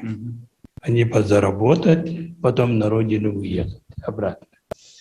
Это чисто по-человечески. Так, а мы же коренные. Мы имеем государственность. Мы формировали его. Так? Сегодня надо развивать, содержать. Киргизы будут, таджики будут, кто? Комосов. И при том без всякого понукания. Сами, Ахаларбеевит. Калининград, иди, понимаешь, там, которые бывали, люди рассказывают. Там ойба, якутов. Иди Краснодар. Целая ванна компания ванди. Так? А меня хахат ведь это он хахаула. Вы тебе на мана атала анта икки ден атлавек толдуан. Это манна барата барден, ахлыкаль бахтен, климата человек. Там совсем другая культура, наверное, так, культура, язык совсем другой. Окружающая среда другая. Все другое же ведь. Поэтому когда-то эти проблемы, когда-то кучка-туруру, он за последнее время тоже смущает. Позапрошлом году, по данным ЗАГСа, половина ребят родились без отца. То есть в гражданском браке живут, чувствуется. Так, это безотцовщина. Да. Сразу. Мы хвалим наших матерей, женщин, девочек.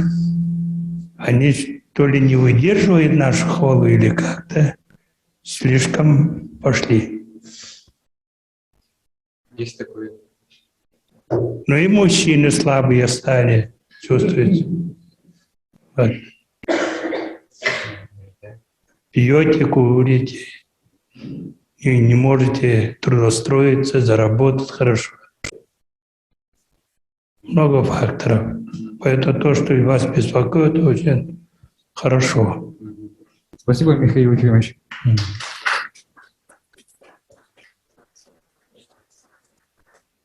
Добрый день, уважаемый Михаил Ефимович и Антон Николаевич. Меня вот следующий вопрос беспокоит. Насчет формирования металлургии и нефтепереработки на территории Республики Саха-Якутия. Это действительно возможно или нет? Сегодня металлургия навряд ли развитие получит. Сейчас уже прекратили практически металлолом принимать. Так? Вот, железа очень много, цена падает, поэтому интерес железа падает. Ну, в гражданском рынке, стоимость металла же очень дорожает. В гражданском рынке, в частном секторе. Все будет 10. Уже на экспорте уже не принимают, а внутренний рынок не такой большой. Вот поэтому. И вот насчет нефтепереработки. Насчет нефтепереработки же ведь решили же. Амурской области. Ближайший поставщик. Там мощнейший нефтеперерабатывающий завод. И опять-таки тоже проблема сбыта станет. Проблема сбыта. Видите, сегодня объявляет и Европейский Союз, уже уголь отказывается с России возить. Так? Дальше о нефти в текущем году прекратят. Сейчас только газ, более-менее. Те санкции, которые ввели Евросоюз, Соединенные Штаты Америки, Канада и так далее, это долгосрочно. Они сразу не снимают. Если вы помните, если у них был закон о Джонса и Веника, по которому с России Америка не покупала практически ничего. Закон запрещал. И этот закон работал где-то порядка 60 лет. Поэтому реально мы должны смотреть своими возможностями. Спасибо. Добрый день, уважаемый Михаил Ефимович. Меня зовут Рудольф Константинов, являюсь студентом второго курса инженерно-технического института, активист по поводу УФУ. Меня интересует такой вопрос.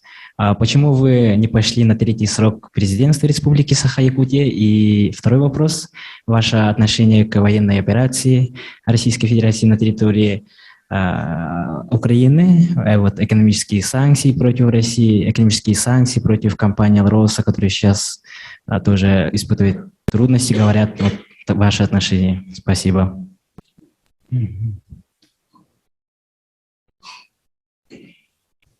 Вы что-то читаете, смотрите? Я слежу за новостями каждый день. Да, правильно. И какой вывод делаете для себя? Я считаю, что говорят, что не было выхода другого, что Россия должна была защитить людей на территории Украины. И там 8 лет мучили людей и продолжают мучить. Да дело даже не в этом, а дело в том, что именно фашизм зарождается. Это самое главное. Мы в 1945 году их практически уничтожили. Так ведь? И Нюрнбергский суд объявил, что никогда на земле фашизм не должен. Вот возвращается. Это самая жестокая идеология. Видишь, памятников мертвым людям, кладбище, все. То, что советское было, что коммунистическое связано было, история. Не наша, не только наша, но ихняя, они все разрушают. Так ведь? Да. Вот этого не допустить. И второе, не Украина решает. Они уже не управляют. Это Америка. Они управляют. Видите, толпой они приезжают, толпой. Так? То президент приезжает, то министр обороны, то директор СРУ. Все ведущие люди Америки приедут, то сенаторы, то Конгресс, конгрессмены, все так. И они чужими руками этого украинцев создают этот плацдарм. Вот это. Любая уважающая себя страна не допустит этого. Не допустит. Это корень в этом. Видите, если по-русски говоришь, все за стену выставляет. Как это русский, родной мой язык, запрещает говорить. Закон принимает. А то, что мы связаны, свою судьбу связали еще наши предки, практически 400 лет назад, мы всегда с Россией и будем Россией, и будем поддерживать. Я хотел бы, чтобы у нас и добровольцы были отсюда. Так? Готовы были, чтобы поехать защищать.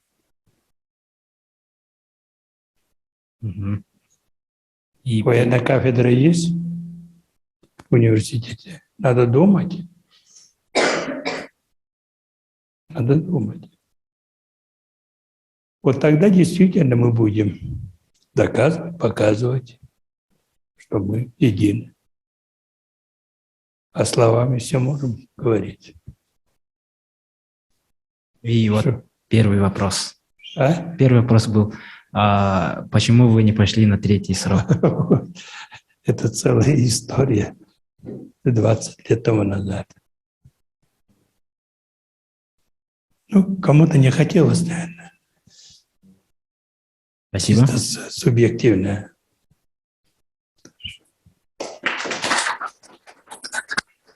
Добрый вечер.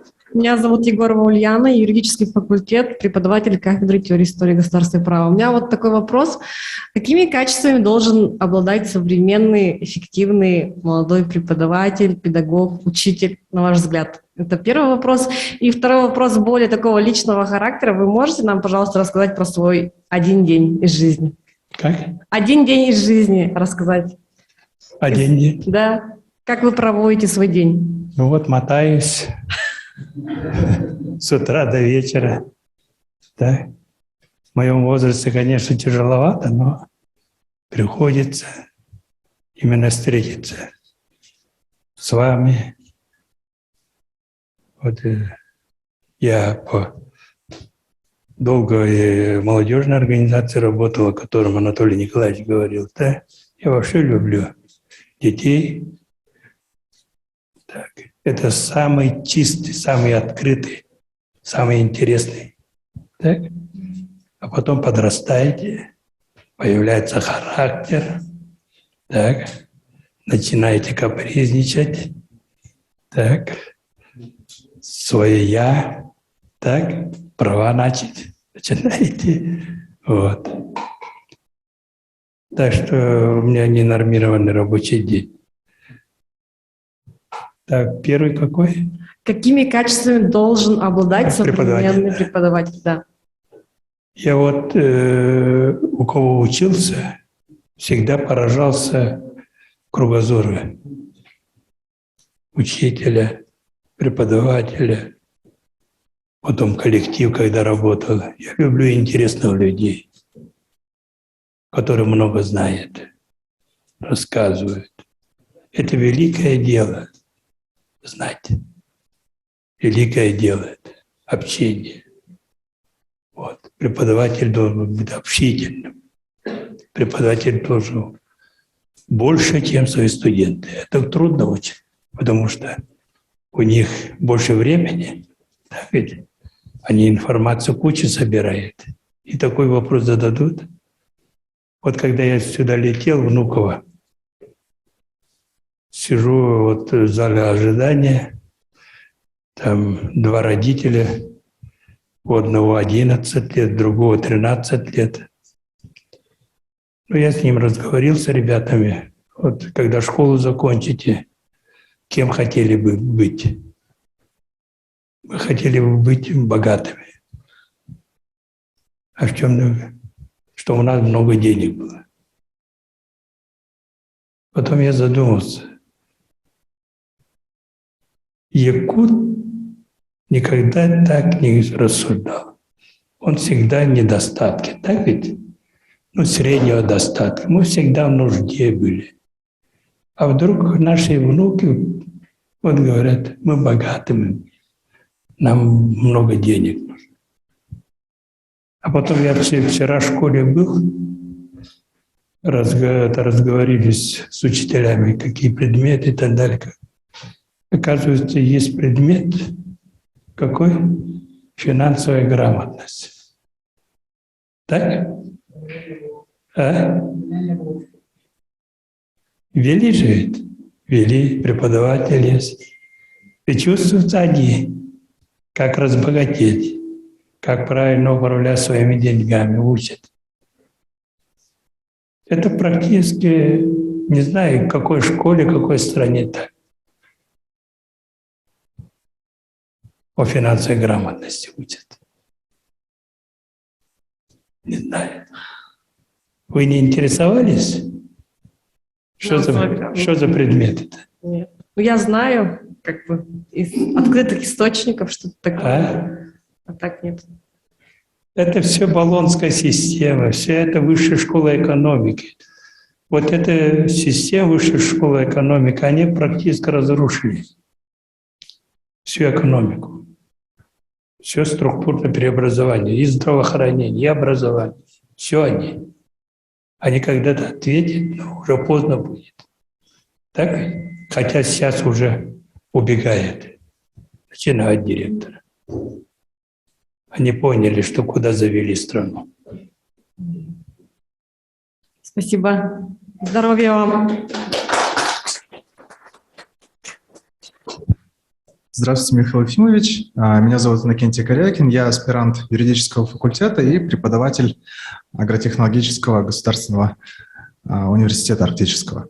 Хотелось бы спросить у вас, как у человека, который много лет и руководил республикой, и в целом больше всех нас, наверное, и знает картину по республике.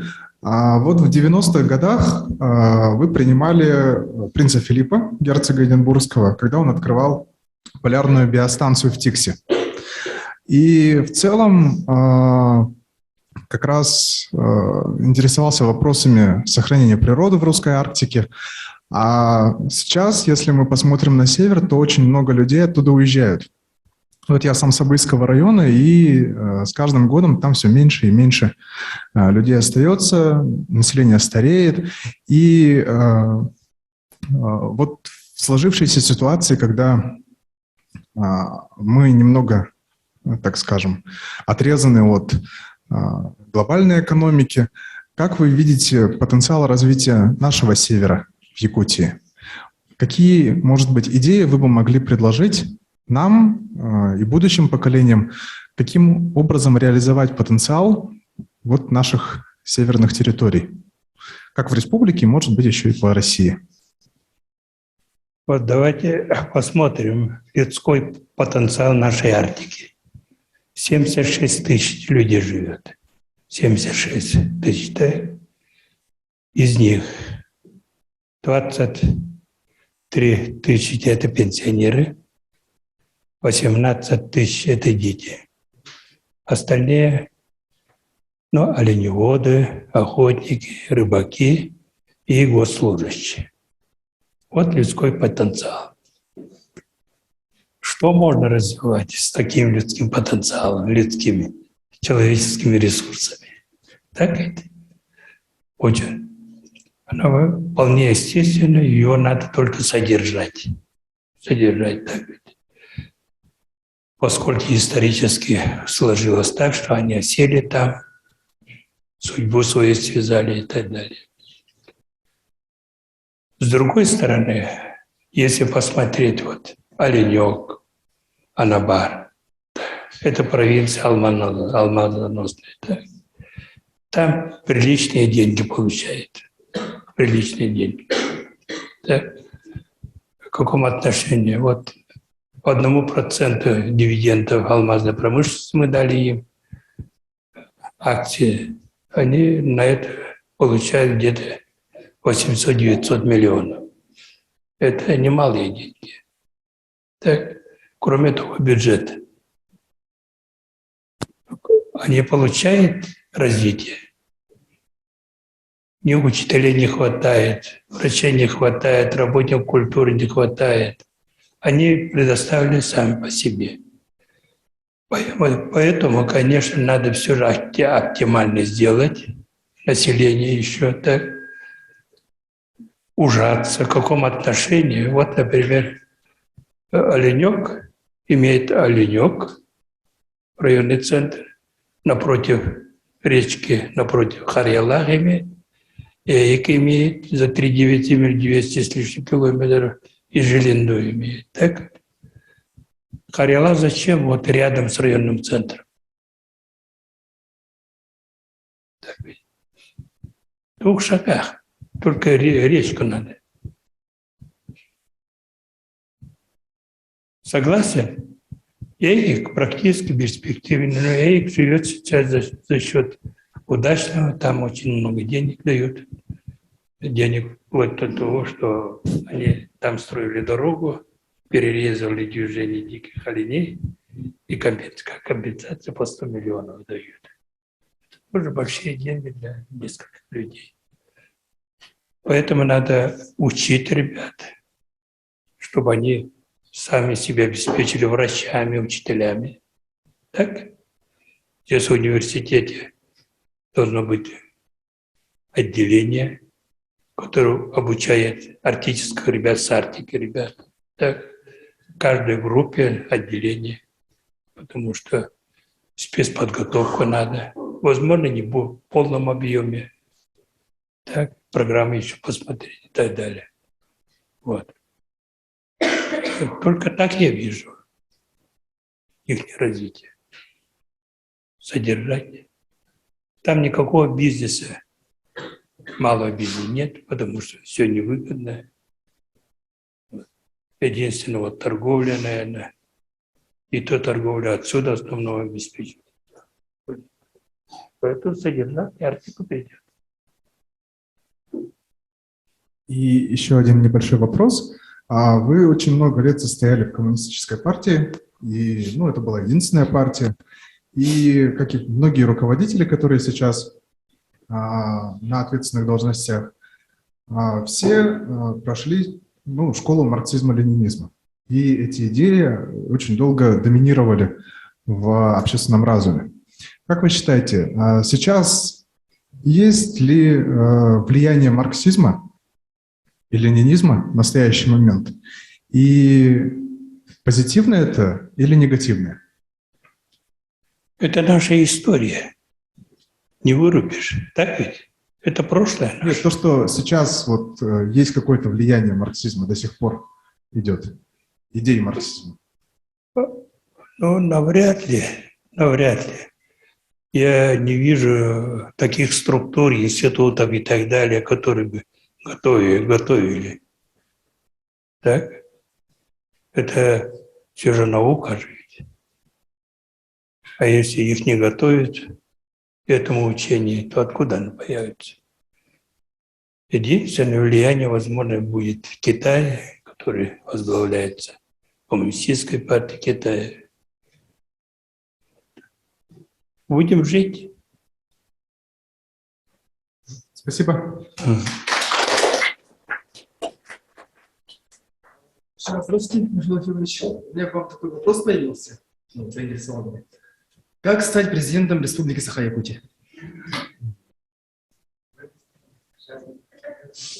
Хочется? Да.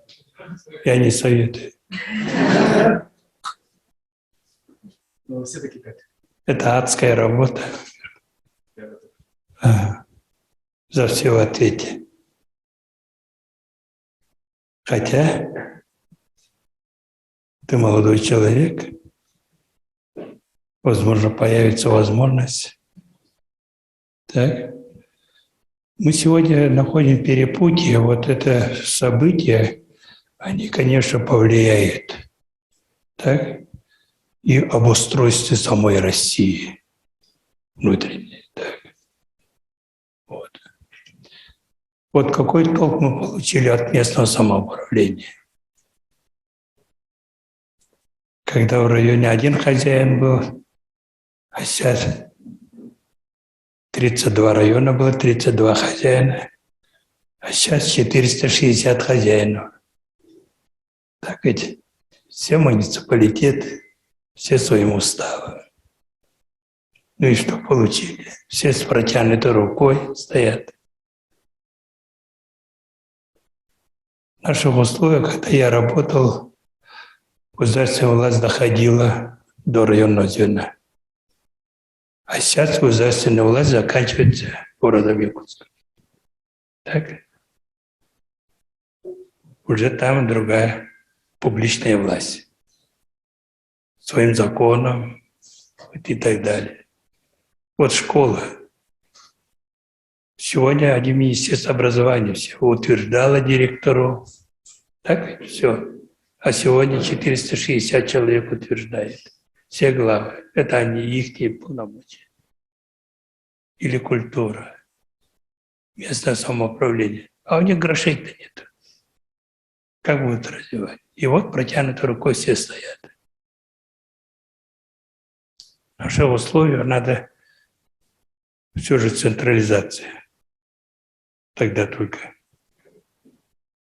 Россия всегда была централизованным государством. Так? Раньше советы были 2 человека, 3 человека. Председатель, секретарь, бухгалтер.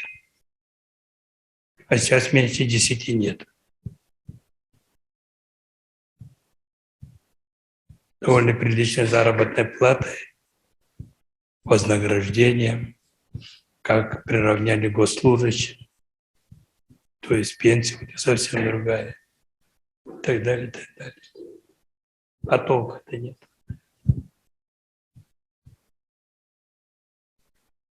Вот во время пожаров, во время пандемии мы же смотрим, видим же, как местная власть реагирует, как решает эту проблему. Вот и мои взгляды, видение такое. Все же у нас должно быть все же централизовано. Демократией играть – это довольно опасно, которое мы уже чувствуем.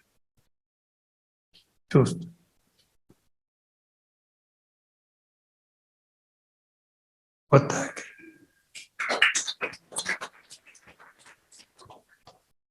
Евгений Ефимович, благодарю вас за встречу и хочу поблагодарить еще раз за то, что вы увековечивали память моего отца.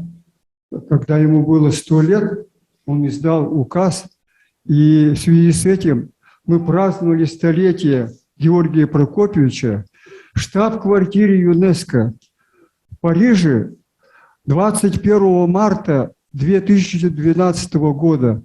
И мы присутствовали с моей женой Зоей Константиновной и выступали. Вот университет нам оплатил дорогу, и там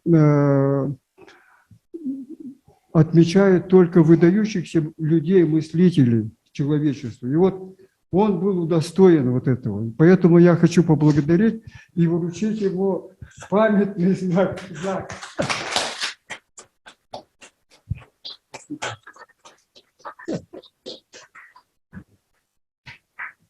Ну-ка, раздарил.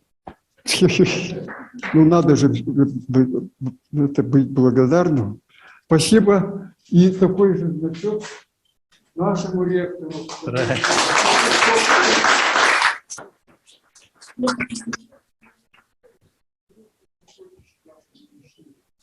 Прошла всероссийская конференция с международным участием. Ну что, уважаемые студенты, мы подведем итоги, так ведь? Во-первых, спасибо. Во-вторых, я очень удовлетворен вашими вопросами. Когда вопрос человек задает, значит, какой-то все же есть заинтересованность у него есть получить те или иные ответы. Мы должны понять. В свое время как-то мы смеялись над китайцами. Китайцы говорили опора на собственные силы. Так ведь? Вот это время пришло.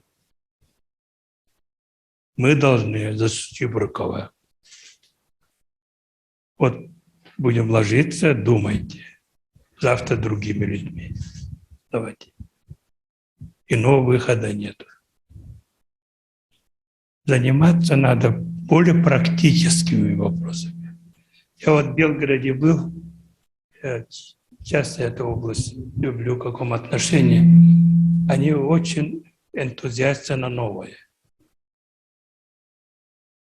1 000 000 тонн мяса производит. 1 000 000 тонн. А страна сколько тонн производит? 8 миллионов. Вот они 1 миллион из них. 800 000 тонн молока производит. А страна 1 000 000 тонн завозит, тонн молока. За пределы страны. Вот я в 2 университетах постоянно бываю. Один аграрный, один это государственный университет. Вот когда последний раз был, они показывали. У них нос. Вы не поверите, доят кролика между пальцами. Маленькая. Я говорю, да ты что мучаете? Они делают косметику. Еще молока. Так? Мух. Целый инкубатор. Мух содержит. Мухи. И собирать личинки. А что такое эта личинка? Это чистейший белок. И как добавка комбикорма. Так? С кости ног коровы делают великолепные протезы зубные. Так? Ну, куча таких новшеств. Какая, казалось бы, мелочь это, но все в оборот пускает. Все. У нас совершенно не развита биотехнология. Такая сильная растительность. И косметика можно использовать, и как лекарство можно использовать. Никто ничего не делает. Целый федеральный университет, целый факультет идет. Все что-то какими-то великими делами, там какой-то бетон делает и так далее, и так далее. Вот то, что под рукой лежит, на товар не превращается. Берет миллиард из торгипула. Сильнейшее растение лекарственное. Выжимку сделать, экстракт сделать. Но вы вот арктический центр открыли. Что произойдет? Что на рынке? Это очень и очень плохо. Это не украшает. Не украшает. Весь интеллектуальный потенциал здесь. Столько ученых работает, столько молодых, энергичных, понимаете, людей учатся. Вот чувствуется у нас, опять-таки, проблема учителей.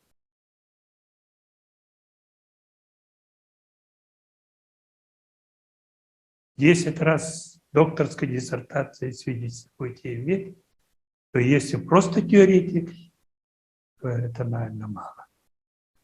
этого мало. Поэтому давайте все же подумать, как на рынок выходить. На рынок выходить. А то один Киршенгольц, сколько я вижу, то есть этого Яголя, то эпсилин, или как называют, делает, а? Как называется? А? Как? Бета-клудин. Ага. Потом спит, кого?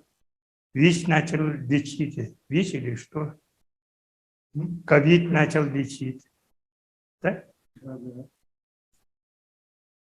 И вы скажете это, он туда идешь, Академию наук, там он показывает, сюда придет, он здесь показывает. Один человек все делает. А где более 10 тысяч у нас ребят?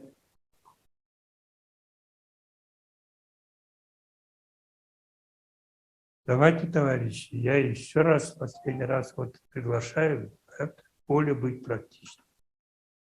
То, что знания получаете, сразу надо превращать. А как на практике? Что дает на практике? То, что вы лекции послушали, написали дипломную работу. Договорились? Да. Ну, похлопаем.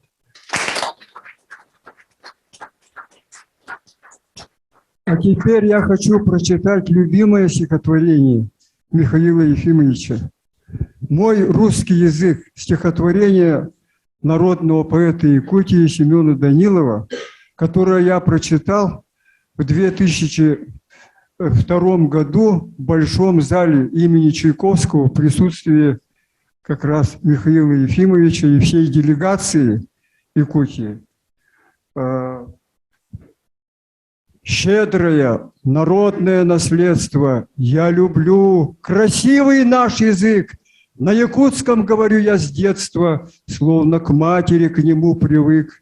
Но порой, друзья мои, бывает, в час, когда сижу с пером в руке, новых слов для песни не хватает мне в моем небедном языке. Жизнь идет, словарь опережая, сколько новых дел, событий, чувств, мысль свою на русском выражая, я у русских многому учусь. Навсегда вошли без перевода русские сердечные слова в речи и душу каждого народа на правах духовного родства. Я ко всем наукам ключ имею, я со всей вселенной знаком. Это потому, что я владею русским всеохватным языком. Наш язык, язык труда и света, он широк и ясен и велик, слушает с волнением планета Пушкина бессмертного языка. Но пожелаем Михаилу Ефимовичу долгих лет жизни, и чтобы он постоянно нас радовал новыми мыслями, постоянно будил нас всех. Это лидер мирового класса второй половины 20 и начала 21 веков. Мыслитель, просветитель, государственный деятель всего человечества. Похлопаем еще раз.